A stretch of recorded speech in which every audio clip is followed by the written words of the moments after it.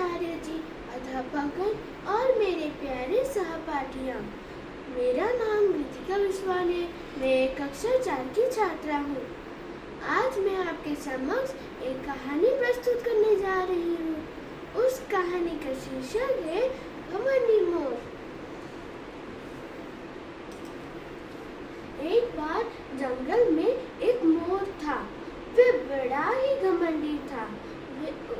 जंगल में रहने वाले पशु पक्षी को अपने सामने कुछ नहीं समझता था। वह सोचता था, मेरे पंख देखो कितने सुंदर है, कितने चमकीले हैं। मैं इस जंगल का सबसे बड़ा सुंदर पक्षी हूँ। मेरे पंख में कितने सारे रंग हैं। ऐसे ही कुछ दिन बीत गए। बारिश का मौसम आया। वह बारिश को देखते ही उसे नाचने का मन किया, पर वो अकेले नाचना नहीं चाहता था। इसलिए वह कबूतर को बुलाया और कहा कि कबूतर भाई, क्या तुम मेरे साथ नाचोगे? यह सुनकर कबूतर ने कहा कि तुम्हें तो पता ही है कि मैं नाच नहीं सकता हूँ। यह सुनकर मोर ने कहा कि हाँ, मुझे पता है कि तुम नाच नहीं सकते हो, बस मैं वह पूछ ही रहा था। कबूतर का मजाक उड़ाने के बाद वह मुर्गी के पास गया और कहा कि मुर्गी बहन, क्या तुम मेरे साथ नाचोगे?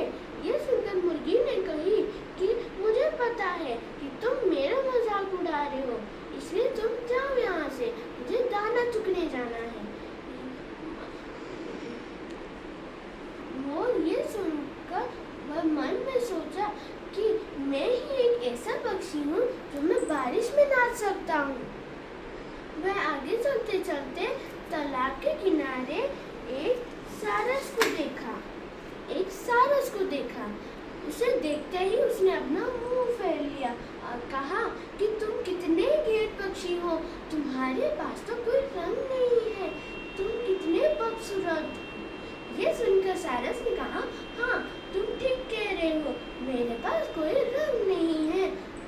तुम्हारे पंख में कितने सारे रंग हैं, तो फिर क्या हुआ?